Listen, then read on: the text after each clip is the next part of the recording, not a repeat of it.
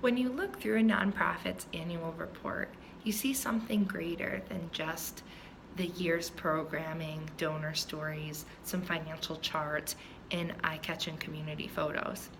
What you're really looking at is a roadmap, helping you understand the organization's values, priorities, and even its internal structure. A report that emphasizes fundraising, development, donors, and the board of directors tells a very different story than one that includes featured community testimonials, press highlights, and even recaps of successful campaigns.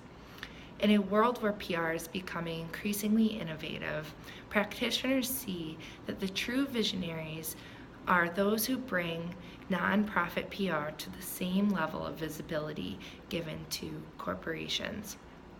These visionaries are the same people who are implementing best practices in their daily operations, which include bringing PR directors into the C-suite, utilizing a nonprofit organization's vast network of expert connections, and being bold enough to venture into blogging, influencer marketing, and the up-and-coming social media platforms.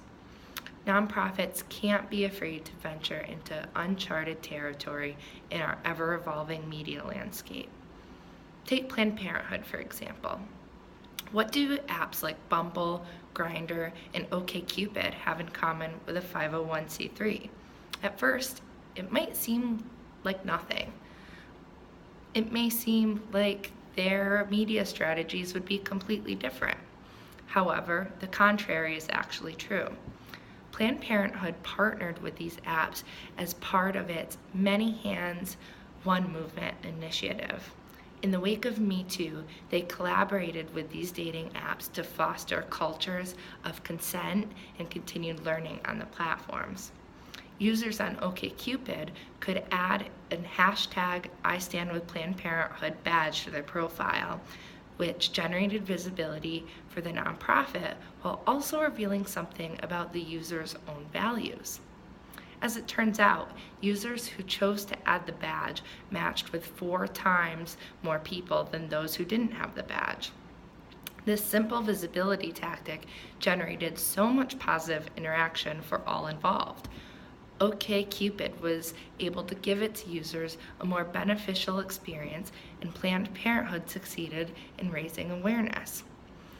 This was the most social media engagement that OkCupid had ever received, and this campaign won a Halo Award for Best Social Media Campaign. All of this risk paid off. Planned Parenthood may be a healthcare provider at its core, but this campaign turned it into a brand, a conversation starter, and even an identity that people could align themselves with. These are all outcomes that we might not think of when we consider nonprofits, but all nonprofits should be striving for them.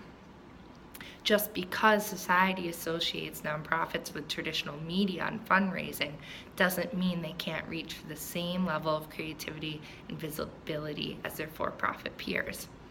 Not only was Planned Parenthood successful because of ingenuity, but the organization has created a culture that elevates PR's importance in the nonprofit sector.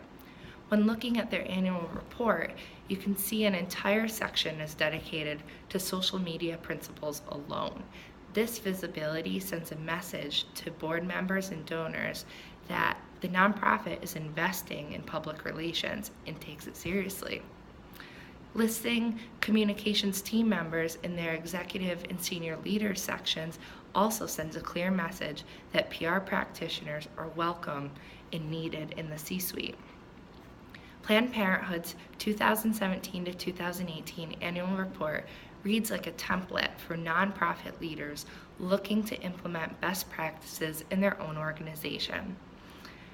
As the public and practitioners alike start to see the gains born out of elevating nonprofit PR, we will see more annual reports looking like Planned Parenthood's in the years to come.